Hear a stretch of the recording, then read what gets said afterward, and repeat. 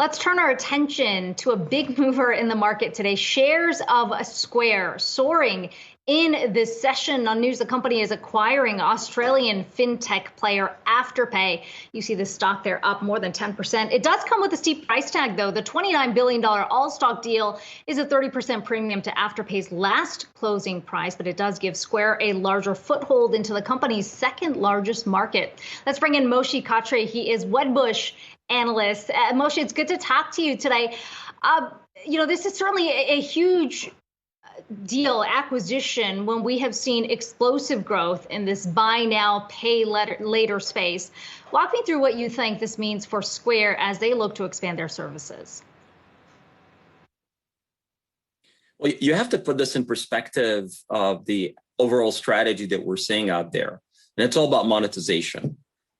Square has a two-sided platform, one that caters to merchants, the other one caters to consumers. In terms of strategic rationale, this is a transaction that significantly expands the number of active users on the consumer side of the business.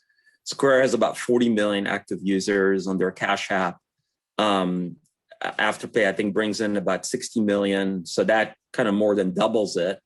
And then on the flip side of it, Square has what they call millions of merchants that they cater to, and then Afterpay brings in about 100,000 incremental merchants. So hypothetically, you have more access to merchants and consumers. Hypothetically, you have more access to, in terms of regional expansion outside the US. Today, 85% of revenues are generated for Square from the US. And then ultimately, it's all about the ARPU, revenue per user. So that's kind of the strategic rationale. And you also have to put this in perspective in terms of what happens competitively compared to some of the other players in the ecosystem. PayPal introduced the BNPL, buy now, pay later, 6 to 9 months ago. They're getting a lot of traction on that part of the business. Apple Pay introduced that a couple of weeks ago. This is not necessarily a new product out there. This is just another way for you to provide more services within your ecosystem, targeting both merchants and consumers. The price tag is pretty hefty, and that's probably one of the negatives in the story.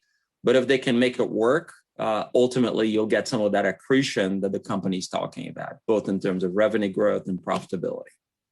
Yeah, the price tag probably giving a boost here to Affirm shares as well. One of those other companies that is in the buy now, pay later space, and people might be watching it. Yep. And to your point about how much they're paying for, talk to me about how it maybe tweaks their competitive nature on a global stage here against the likes of PayPal, other processors out there, other payment platforms out there that have been kind of leaning into that, and what it does for Square now. Yeah, the timing is kind of interesting, especially given the fact that PayPal launched their iZettle product in the US a couple of weeks ago. This is a product that will compete head-to-head in-store against Square. So it just feels that Square is kind of filling in all the blanks just to make sure that they're a bit more competitive. What's also interesting is that PayPal decided to do this organically. They're pretty innovative. I think one of the questions that came out today on the call was, why did you decide to go ahead and buy this versus kind of build this organically? And I think it's a bet that Jack Dorsey is kind of making in terms of getting there quicker rather than doing this organically. So I think at this point, that's really the rationale for going out there and paying, 30, 40 times revenues for a company that will be generating about $700 million this year.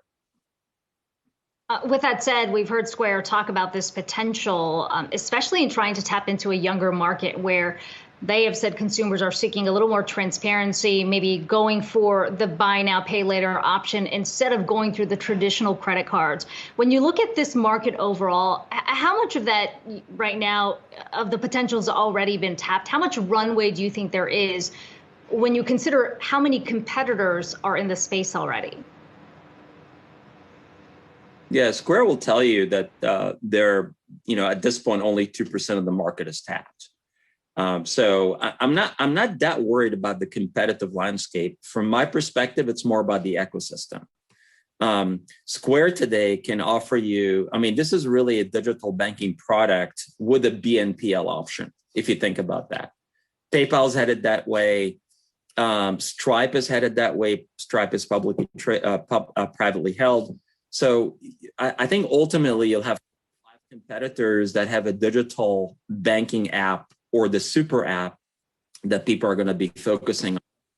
And I think Square is up there, and a bunch of people out there are a bunch of other players out there as well.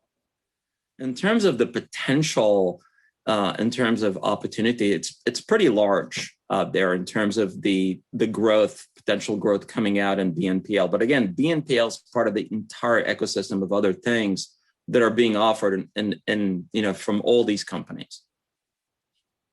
Yeah, well, the competition there just got a little bit more intense with the $29 billion surprise deal here to kick us off this week.